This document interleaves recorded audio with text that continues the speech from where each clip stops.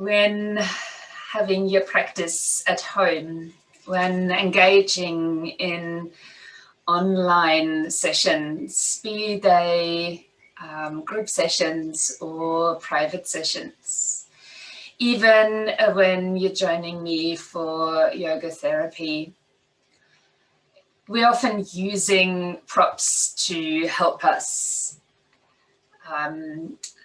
to extend ourselves a little bit further, to allow ourselves to acknowledge the body and to find comfortable resting shapes. So some of the things we're using are straps like these.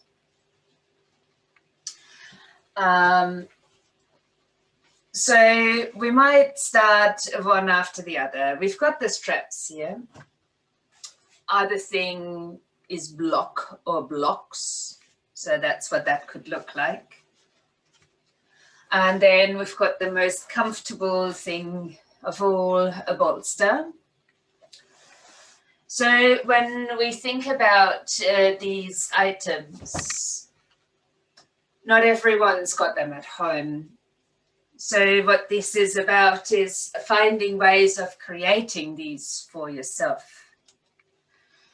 Most of the times when attending a group session, I talk about blocks and how to use them. So sometimes we're coming into shapes where we might want to lean our hand against a block and then lift into a balance from here, which is a half moon shape. Sometimes we're using the block to support ourselves when we're coming into other shapes. Now, for using the block in this purpose, it might be nice to have instead a stack of books. So, for example, you could pile up your favorite books and then use them to lean against. Books might also still be handy when it comes to the seated support that a block could offer. So sometimes we're using blocks to just basically enhance the comfort in our easy pose or sukhasana. If you find it challenging to sit on the books instead, it could work quite nicely though. You could, for these purposes, as well use cushions or multiple times folded blankets to sit on. So a block can easily be replaced. Sometimes we're using straps.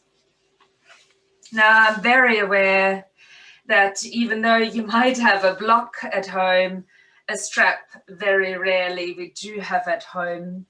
Now, we're often using that one to help us reach for a foot, for example. We've got multiple uses for those as well, but oftentimes we might use them standing, lying, seated, just around our foot.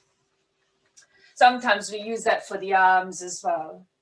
But to replace a strap, we can as well use a scarf or a belt or something that you might have at home, and it just does exactly the same job.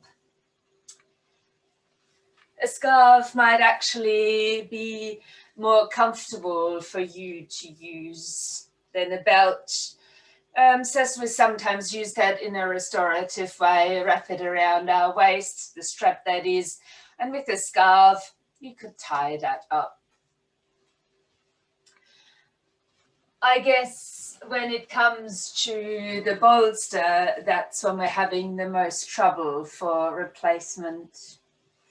I mentioned that several times in class that we can replace the bolster with a rolled up blanket.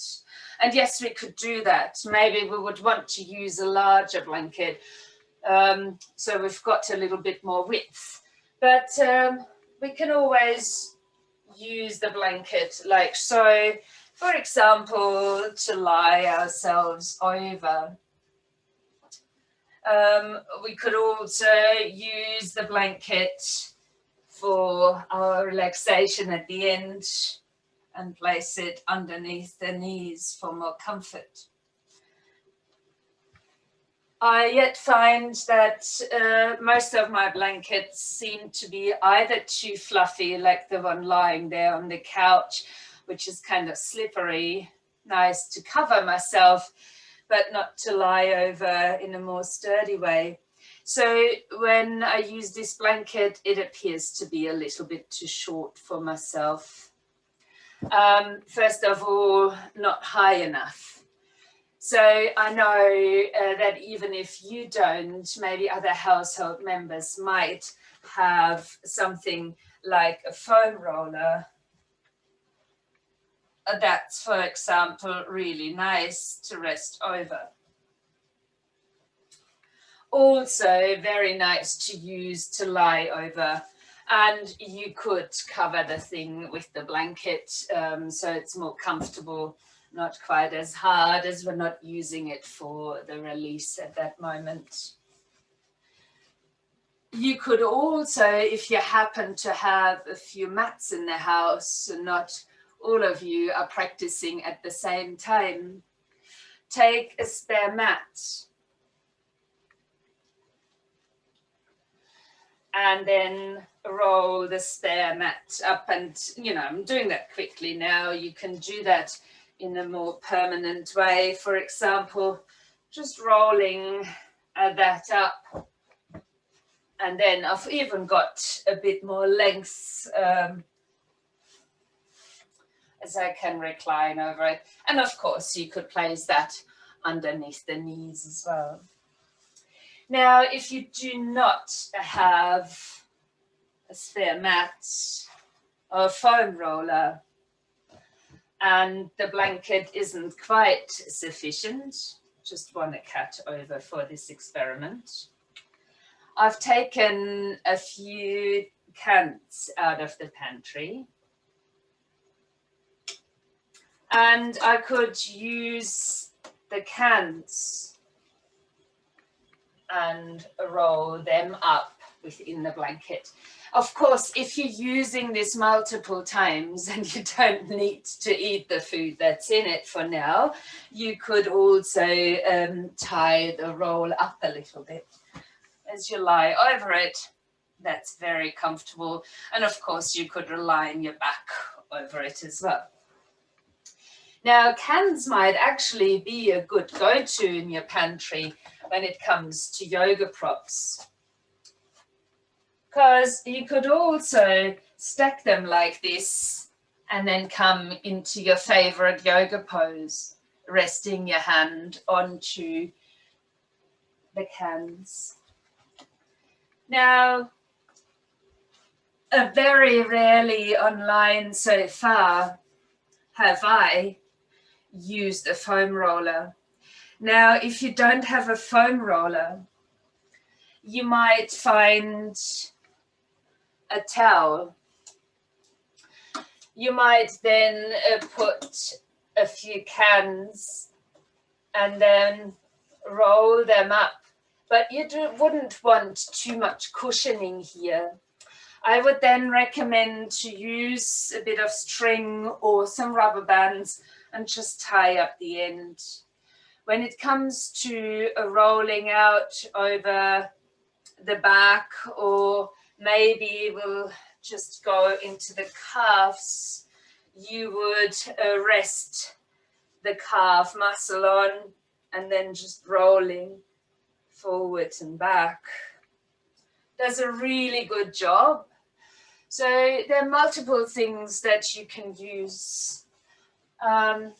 Just the reminder was when we come and look around our house, there is all the things that we need.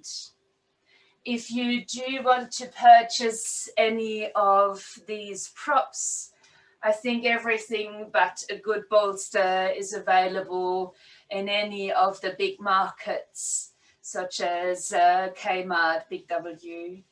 You can even find quite a good quality mats there. I hope that this little instruction inspired you to look around your house, find the props that you need until you feel, yeah, I actually want the real deal as I continue my practice, which is what I would love you to do. If you feel you need another tool, such as a massage ball, I can highly recommend to purchase this one once you can. Otherwise, any other ball will do. They're really nice just to rest against the wall with the glutes and get your massage of the glutes on. So I hope that was useful. And keep playing, be creative, maybe share with me your ideas.